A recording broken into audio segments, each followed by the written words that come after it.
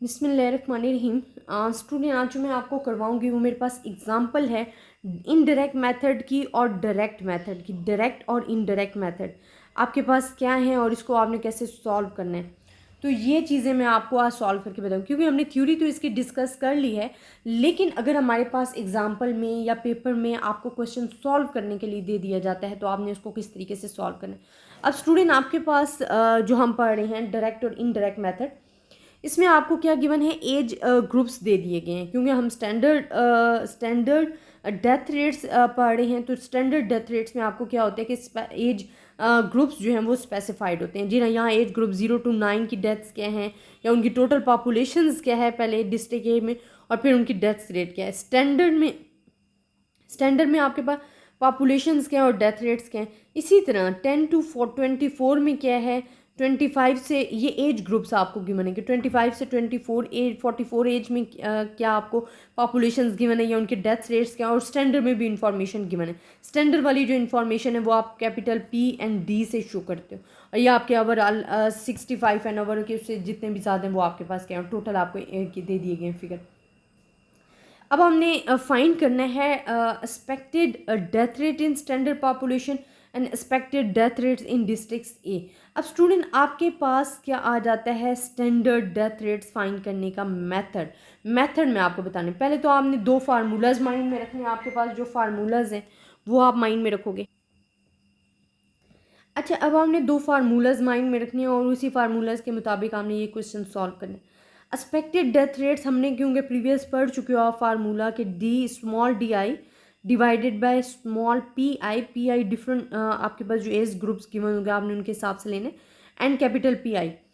अब हमने and expected death rates अगर इनडायरेक्ट मेथड के हिसाब से देखते हो तो ये डायरेक्ट मेथड है या हमने डायरेक्ट मेथड में पढ़ा था, या आपने डायरेक्ट मेथड में पढ़ा था। और इनडायरेक्ट मेथड में जी आपने ये वाली चीज़ पढ़ी थी, ठीक है। फार्मूला क्या था कि capital DI divide by P।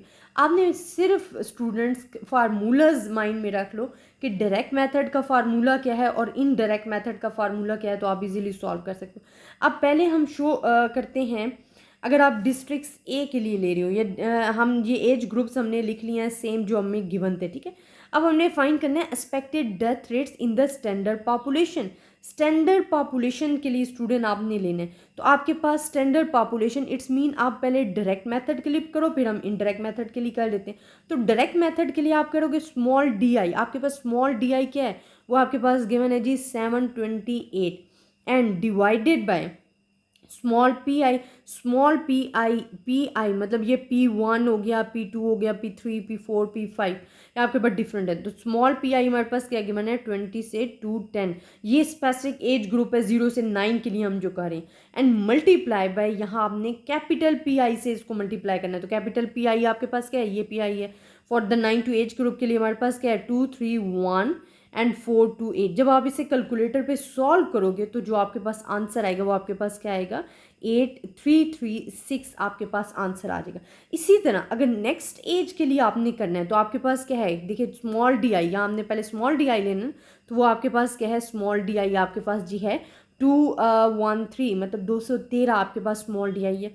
इसी तरह हमने स्मॉल PI लेना है फॉर द 10 to 24 एज के लिए, तो वो आपके पास क्या है, ये आपके पास स्मॉल PI आपको गिवन है 29 to 875 के लिए, एंड मल्टीप्लाई से करना है आपने, किससे करना है, कैपिटल PI से।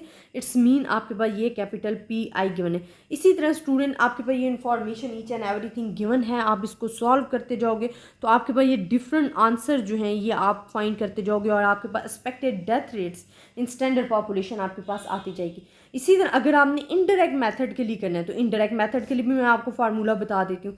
देखो इनडायरेक्ट मेथड के लिए जो फार्मूला लिखा हुआ है स्टूडेंट, वो मैं आपको बताती हूँ ताकि आप इसे अच्छे तरीके से सॉल्व कर सको। इनडायरेक्ट मेथड भी स्टूडेंट आपके पास यही, आप कोई इन्फॉर्मेशन गिवन है आप डायरेक्ट इसमें फार्मूला पुट करते हो तो आपके पास ये आंसर आ जाएगा इनडायरेक्ट मेथड के लिए। आई होप स्टूडेंट आपको मेरा लेक्चर पसंद आया होगा। अगर आपको फिर भी किसी किस्म की कन्फ्यूजन है तो आप मुझसे डिस्कस कर सकते हो। अपनी दुआ में याद रखिएगा। अल्लाह हाफ़िज़।